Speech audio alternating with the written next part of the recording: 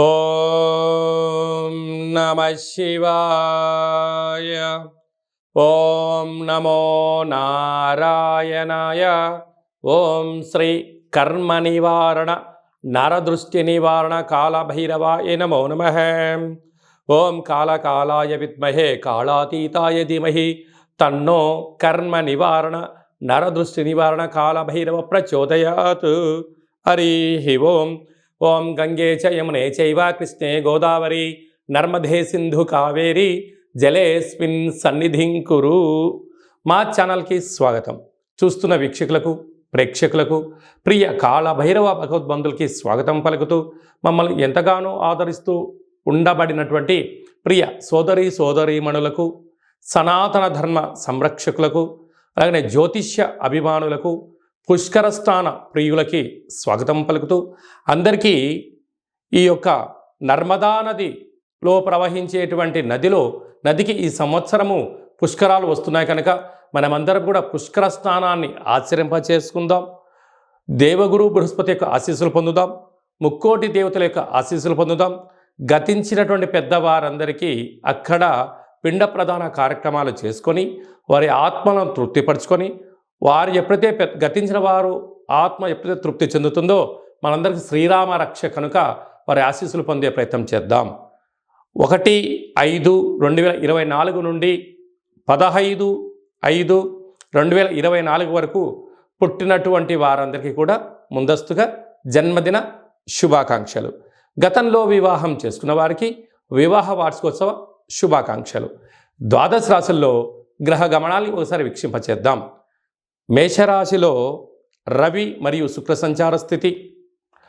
ఏడాది తర్వాత గురు భగవానుడు సంచారం చేయడం, 12 సంవత్సరాల తర్వాత గురు భగవానుడు వృషభ రాశిలో సంచారం చేయడం,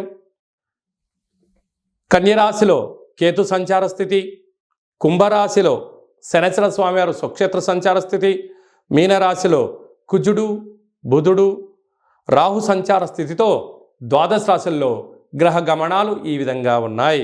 కర్కాటక రాశి వారికి పుష్కర స్నానాలతో చైత్రమాసంతో కూడుకున్న అమావాస్య రోజు ఎలాంటి విధులను పాటించాలో ఈ వీడియోలో సవివరంగా సంపూర్ణంగా తెలుసుకుందాం. కర్కాటక రాశిలో ఏ నక్షత్రాలు వస్తాయిగా? పునర్వసు నక్షత్రంలోని చివరి పాదం 4వ పాదము, పుష్యమీ నక్షత్రంలోని 4 పాదాలు, ఆశ్లేష నక్షత్రంలోని 4 పాదాలు కలిపితే కర్కాటక రాశి.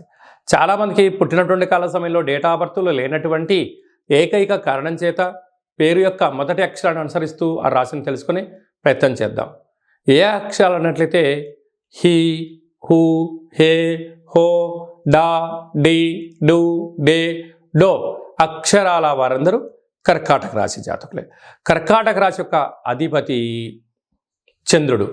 12 సంవత్సరాల తర్వాత కర్కాటక రాశి వారికి లాభస్థానంలో వృషభ రాశిలో గురువు సంచారం చేయడము వీరికి చాలా యోగదాయకం అని చెప్పి గమనించాలి.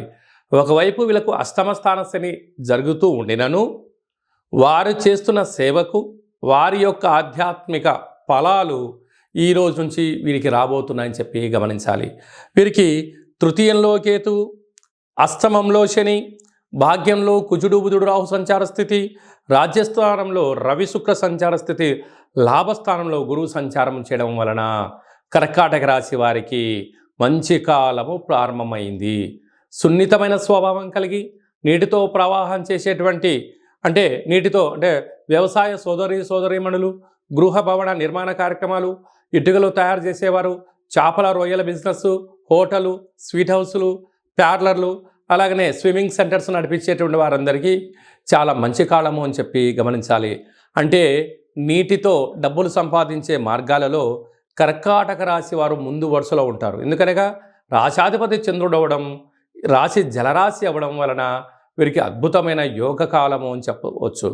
కనుక ఒకవైపు అష్టమ స్థానంలో శని సంచారం ఉంది కనుక మీ జన్మ నక్షత్రం రోజున అష్టమి తిథి, పూర్ణిమ తిథి, అమావాస్య తిథుల యందున దూరావాయు జల ప్రయాణాలు పెట్టుకోకపోవడం, మౌనంగా ఉండడం, శాంతంగా ఉండడం, చేస్తున్న ప్రతి పనిలో ధర్మబద్ధమైనటువంటి భగవంతుడి యొక్క నామస్మరణ మీరు చేయగలిగినట్లయితే అన్నింటా విజయం మీ సొంతం అవడానికి అవకాశాలు ఉన్నాయి. కనుక చిన్న చిన్న విషయాలకు గొడవలు వద్దు. మాటలు ఎంతో జాగ్రత్తగా ఉండి తీరాలి. ధనాన్ని ఎంత పొదుపుగా వాడతారో ఇప్పుడు మీ మాటలను కూడా మీరు అంతే పొదుపుగా వాడి తీరాలి. నోరుంది కదా అని చెప్పి విచ్చలవిడిగా మాట్లాడారా, దాని యొక్క పర్యావసానం భవిష్యత్తులో పెద్ద భారీ మూల్యం చెల్లించుకునే పరిస్థితి అధికంగా ఉంటుంది. తస్మాత్ జాగ్రత్త.